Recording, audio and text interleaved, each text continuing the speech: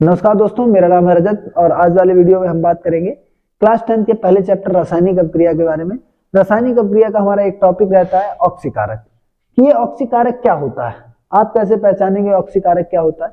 तो ऑक्सीकारक के बारे में एक डेफिनेशन आपको याद रखनी होती है कि ऑक्सीकारक के बारे में जब भी आपसे कोई बात करे तो आप क्या कहेंगे कि ऑक्सीकारक क्या होता है। एक एलिमेंट होता है, एक पदार्थ होता है, और ये कौन सा पदार्थ रहेगा।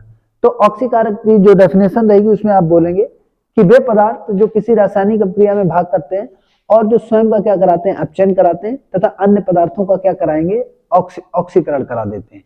जो स्वयं का अपचयन कराएंगे और अन्य पदार्थों का ऑक्सीकरण कराएंगे तो ऐसे पदार्थों को हम क्या बोलते हैं, ऑक्सीकारक बोलते हैं। जैसे एक एग्जांपल के थ्रू देखते हैं कि जैसे मान लीजिए कल को मैं आपसे ये कहता हूं कि पोटेशियम आयोडाइड की रिएक्शन आप H2O2 से कराते हैं। एक बात विशेष याद रखना है, H2O2 जो है इसका नाम क्या होता है, ये होता है आपका हाइड्रोजन परऑक्साइड। क्या होता है, हाइड्रोजन परऑक्साइड। इसका इस्तेमाल कहाँ होता है आम जीवन में। हाइड्रोजन परऑक्साइड साहब देखने को कहाँ मिलेगी, अगर आपकी जानने की इच्छा है कि ये कहाँ मिलेगी तो आप एक काम कर सकते हैं। आप जब डॉक्टर के पास जाते हैं तो जब देखा होगा आपको चोट वगैरह लग जाती है तो वो एक पानी टाइप से आपके घाव पे डालता है। तो जो वो पानी घाव पे डालता है तो वो घाव को साफ करने के लिए होता है। वो क्या करने के लिए होता है, पानी को घाव को साफ करने के लिए होता है। तो जो वो पानी होता है, पानी के टाइप का जो लिक्विड होता है वही आपका H2O2 होता है, जिसको हम लोग लोकल लैंग्वेज में हाइड्रो बोल देते हैं। क्या बोल देते हैं, हाइड्रो। तो हाइड्रो क्या करता है, तो देखिएगा जब हम हाइड्रोजन परऑक्साइड की रिएक्शन पोटेशियम आयोडाइड से कराते हैं तो हमारा बनेगा क्या, तो हमारा बनेगा क्या कि पोटेशियम आयोडाइड जो है वो किसके साथ रिएक्शन करेगा, हाइड्रोजन परऑक्साइड के साथ। तो ये बनाता है KOH और प्लस क्या बनेगा, आयोडीन। क्या बनेगा, आयोडीन। अब देखिएगा हमारे यहाँ पे पोटेशियम कितना है, 1 है। इधर पोटेशियम हमारा 1 है, पोटेशियम हमारा बैलेंस है। तो मैंने आपको पिछले वीडियो में बताया कि मैं डायरेक्टली सीधी सीधी रिएक्शन बैलेंस कराने लग जाता हूँ। रिएक्शन लिखने के बाद मैंने आपको बताया था जब भी आप रिएक्शन लिखेंगे तो उसको ये चेक करेंगे ये बैलेंस है या नहीं है। बैलेंस है तो कोई बात नहीं, नहीं बैलेंस है तो आप उसको बैलेंस करेंगे। तो देखिएगा यहाँ पे हमने रिएक्शन लिखी, रिएक्शन लिखने के बाद हम क्या कर रहे हैं, बैलेंस करने की ये देख रहे हैं कि हमारी रिएक्शन बैलेंस है या नहीं है। अगर रिएक्शन बैलेंस नहीं है तो हम उसको खुद से बैलेंस करेंगे। तो पोटेशियम हमारा 1 है, इधर भी पोटेशियम हमारा 1 है, तो पोटेशियम तो हमारा बैलेंस है। इधर आयोडीन हमारा सिंगल है, इधर भी हमारा सिंगल है, तो आयोडीन भी बैलेंस है। हाइड्रोजन हमारा 2 है, इधर हाइड्रोजन हमारा 1 है, तो हम इधर कितने का इंटू कराएंगे, 2 का। अब देखिए हाइड्रोजन तो हमारा 2 हो गया और ऑक्सीजन भी 2 हो गया। ऑक्सीजन 2 है, हाइड्रोजन 2, ऑक्सीजन और हाइड्रोजन बैलेंस हो गए। क्या पोटेशियम हमारा बैलेंस है, नहीं है। पोटेशियम हमारे 2 थे, यहाँ पे कितना 1, तो इधर भी कराएंगे 2 का। और यहाँ पे देखिएगा यहाँ पे हमारा आयोडीन कितना 1 है और इधर आयोडीन कितना है हमारा 1। इधर आयोडीन हमारा 2 हो गया और इधर आयोडीन कितना 1, तो इधर भी कितने करा देंगे, 2 करा देंगे। तो इस तरीके से हमारी रिएक्शन बनेगी। रिएक्शन में क्या बनेगा हमारा, एक तो क्या बनेगा आपका पोटेशियम हाइड्रोक्साइड और साथ में क्या बनेगा आपका आयोडीन बनेगा। क्या बनेगा, आयोडीन। तो इस तरीके से ये हमारी रिएक्शन जो है वो कंप्लीट होती है। अगली रिएक्शन देखेंगे हम।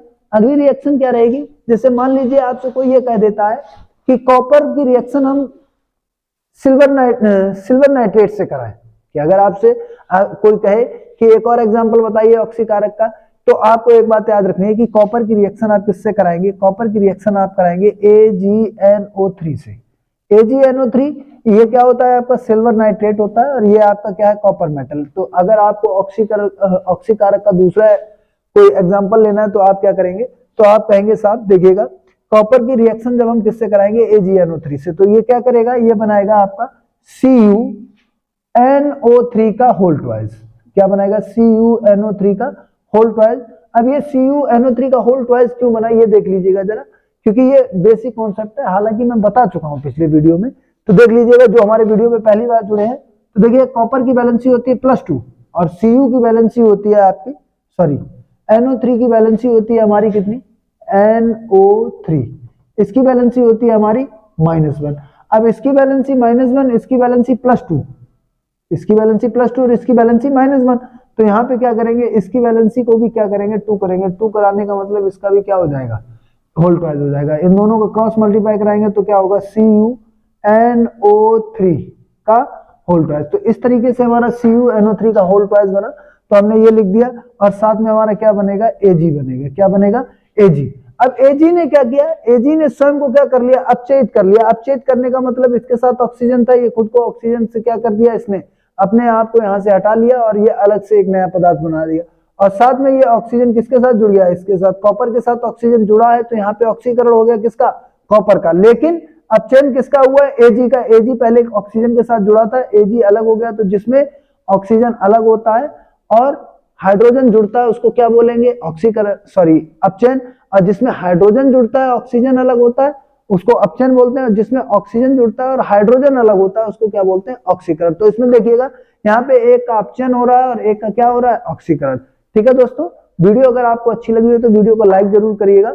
और नाम आपको पता ही है, Ag सिल्वर नाइट्रेट होता है और ये कॉपर नाइट्रेट बनेगा, साथ में सिल्वर बन जाएगा। इस तरीके से जो है वीडियो को, इस तरीके से जो है इस टाइप के रिएक्शंस को सॉल्व किया जाता है। वीडियो अगर आपको अच्छा लगा तो लाइक करना बिल्कुल मत भूलिएगा। मिलते हैं आपसे अगले वीडियो में, तब तक के लिए ऐसे ही हंसते रहिए, गाते रहिए, मुस्कुराते रहिए और आप अपनी तैयारी को ऐसे ही जो है ढा देते रहिए। मिलते हैं आपसे अगले वीडियो में और इंटरेस्टिंग टॉपिक के साथ। जय हिंद, जय भारत।